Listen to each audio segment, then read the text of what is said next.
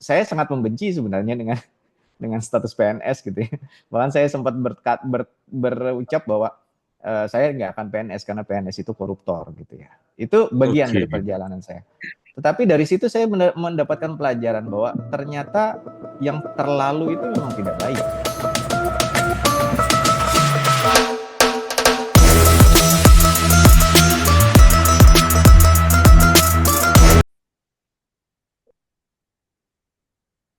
Meski terjal jalan yang kita tempuh, tapi korupsi harus habis dari Indonesia. Assalamualaikum warahmatullahi wabarakatuh. Selamat siang, salam sejahtera untuk kita semua.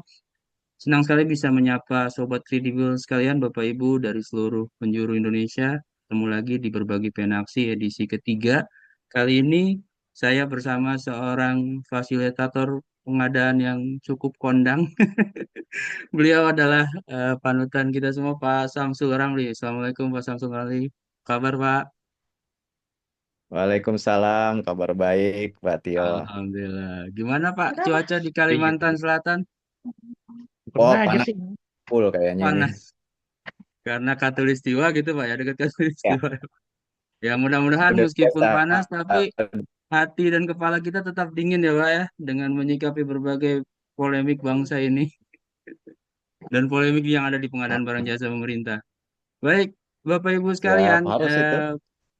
iya, Pak Samsul Ramli ini adalah seorang fasilitator pengadaan, juga pengelola pengadaan barang jasa atau fungsional pengelola pengadaan jasa di Kabupaten Banjar. Tetap benar ya Pak ya? Ya, betul. Sepertinya agak delay Pak suaranya. Oke, nggak apa-apa.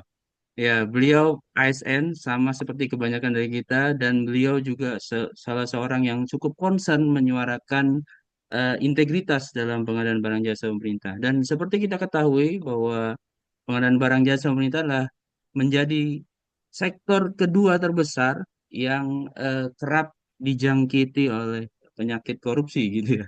Nah, oleh karena itu mengapa program ini diadakan ya, di antara kerjasama programnya Jarum Integritas dengan SDM PPJ Anti Korupsi adalah upaya untuk mm, menambah jejaring di antara kalangan kami SDM PPJ Anti Korupsi, juga para pemerhati pengadaan barang jasa pemerintah, supaya pengadaan barang jasa pemerintah kita semakin bebas dari korupsi.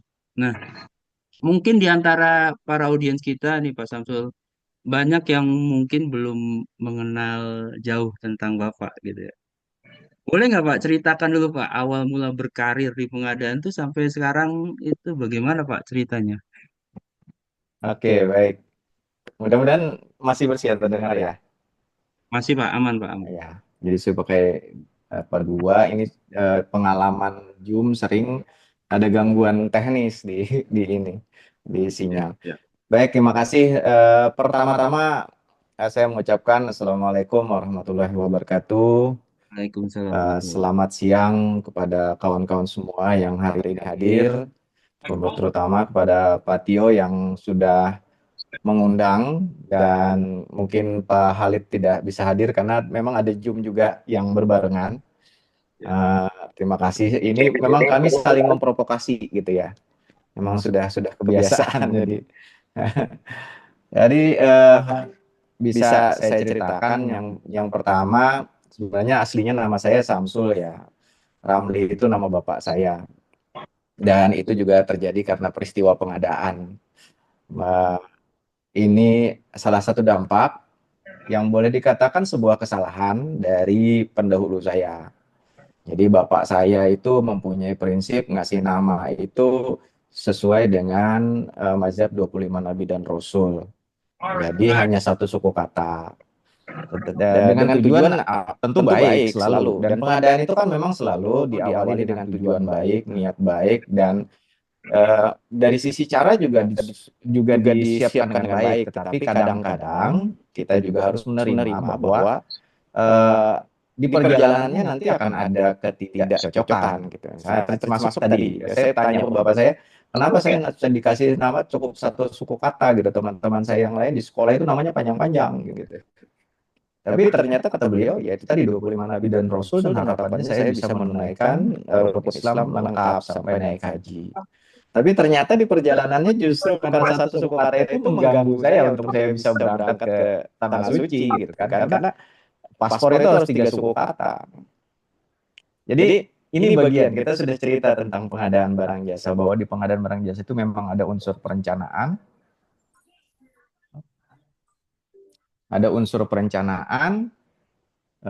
yang kemudian eh, masih terdengar ya suara saya? Masih Pak, bagus sekarang Oh Pak, masih ya. bagus.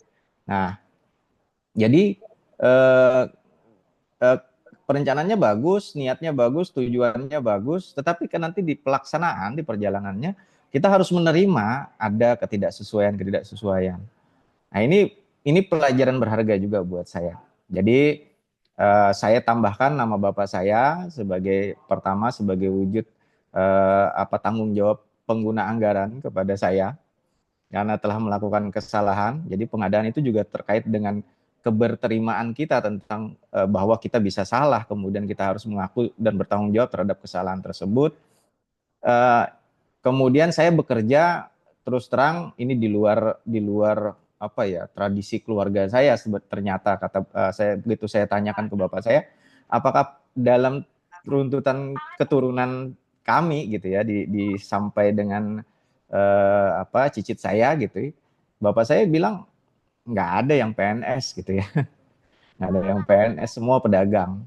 Jadi pedagang, kemudian bahkan pada satu masa saya pernah menanyakan kepada almarhum bapak saya pernah minta izin beliau, Pak, kalau misalkan saya resign dari PNS gimana?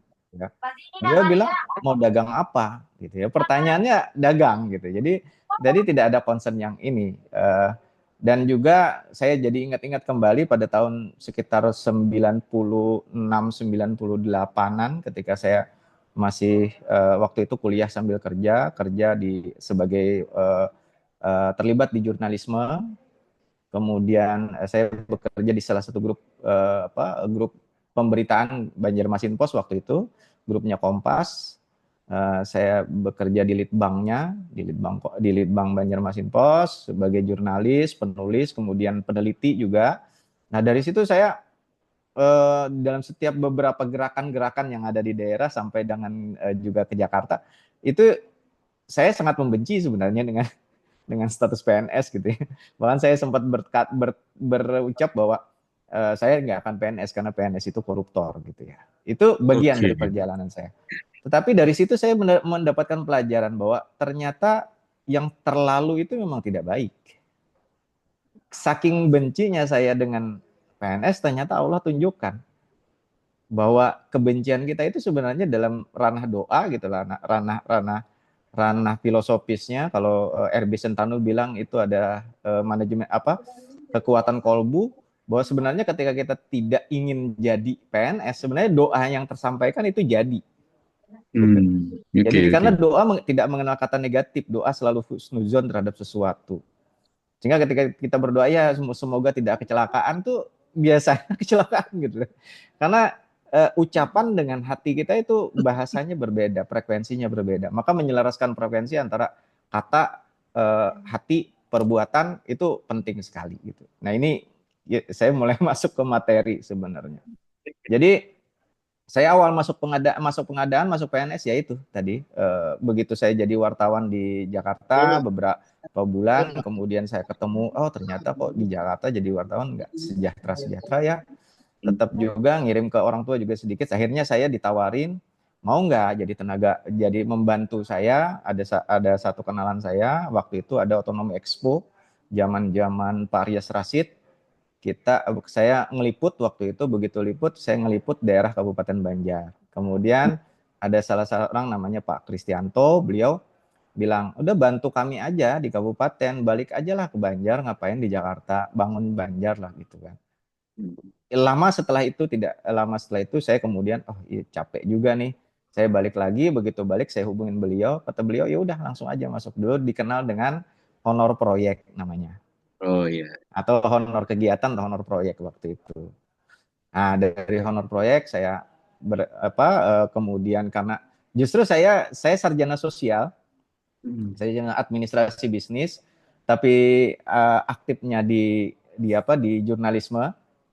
Kemudian karena litbangnya Banjarmasinpos, saya yang mendirikan dulu namanya ada Banjarmasinpos Online, indomedia.com. Saya membangun itu. Nah, dari bekal teknologi informasi itu kan dulu zaman-zaman kita baru kenal website ya. Iya, iya. Kabupaten-kabupaten itu berlomba-lomba untuk bangun website dengan dana yang luar biasa mahalnya. Jadi Mhm. waktu itu saya datang, ya udah saya bangunin deh. Berapa biayanya? Ya seadanya lah, saya bilang. Orang cuman ini saya udah pernah bangun media, kok masa membangun website aja susah gitu. Iya. Yang penting saya kerja lah di situ. Ya udah saya kerja, saya bangun website Banjar Cup dulu nggak banjarcup.go.id sih namanya. Sampai sekarang jadi di apa dulu banjar.com kalau salah Hmm. kabupaten banjar.com, kemudian berubah sekarang karena standarnya banjarcup.go.id. Nah, saya justru masuknya di IT, di PNS-nya, bukan di tapi sudah mulai bersentuh pengadaan karena Hmm. saya mulai dinilai terlalu mendominasi untuk IT-nya. Saya sempat membentuk namanya tim teknologi informasi komunikasi daerah (TIKDA).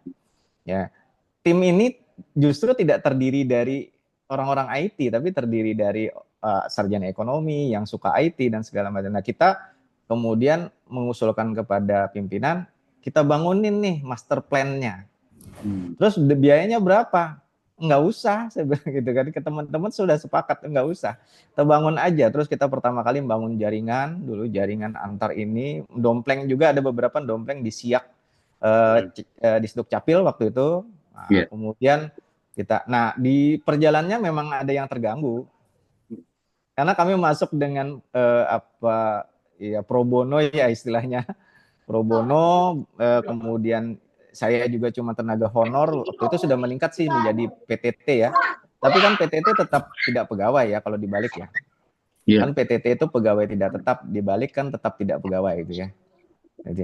Jadi ya yang banyak yang terganggu gitu, banyak yang terganggu, tetapi kami pikir apa sih gitu ya, nggak semahal itu kok membangun IT gitu.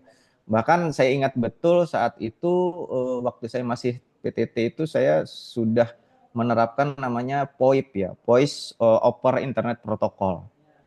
Jadi bisa telepon-teleponan antar kecamatan dengan melalui jaringan gitu. Dulu itu mewah betul. Dulu mewah betul. Zaman Friendster masih belum zaman Facebook waktu itu. Jadi saya ingat betul. Nah, jadi disitulah saya mulai berkenalan dengan pengadaan barang jasa. Oh, ternyata saya bersentuhan dengan area-area sensitif gitu. Karena ketika kita masuk dengan pro bono, dengan volunteer, Iya. membentuk tim Iya. Iya. seperti itu tidak dikenal gitu loh. Gitu. Ini jadi masyarakat kenal dengan pengadaan itu dalam perspektif yang memang dari dulu memang ya termasuk saya kenal PNS juga dari perspektif yang negatif gitu. Nah, kenal PNS-nya aja dari perspektif negatif, kemudian saya dipertemukan dengan pengadaan yang ketika merespon saya, itu dengan persepsi negatif juga. Nah, di situ saya mulai berkenalan dengan pengadaan barang jasa. Nah, pemikiran saya, kok pengadaan barang jasa ini kok seperti ini, ya saya menemukan, oh ternyata di pengadaan barang jasa yang manual itu banyak sekali intrik-intrik, risiko-risiko, bahkan tidak risiko hukum saja, bahkan risiko nyawa gitu ya. Karena dulu kan zaman manual harus ada kotak kotak kotak penawaran dan segala macam. Kemudian saya kemudian mengusulkan kepada Pak Sekda waktu itu, Pak, kenapa kita tidak membangun e-procurement saja? Saya ingat waktu itu 2004 kalau nggak salah ya. Pada saat itu 2004. LPSE belum ada gitu, Pak. Belum ada. Tapi sudah ada e-proc-nya Surabaya. Ya, Surabaya lebih Proc-nya awal. Surabaya. Dan Nah, Kementerian PU ya kalau nggak salah ya. enggak, itu dari Pemkot Surabaya. Enggak, maksudnya Pemkot Kementerian Surabaya. PU juga yang termasuk yang Kalau awal. oh ya, kalau PU itu basicnya kan APBN ya. Iya, iya. Ini Basicnya APBD ya, APBN. Pak. Jadi dia Ya, basicnya lebih kepada e-auction. di auction. Karena Oke. pendekatannya kepada Telkom. Telkom kan e-auction. Jadi ini baru setelah sekarang saya baru belajar. Oh, Telkom itu private, Mm-mm. sementara PU itu public. Mm-mm. Kemudian ketika mengadopsi sistem private itu ke public itu nggak cocok, nggak klop.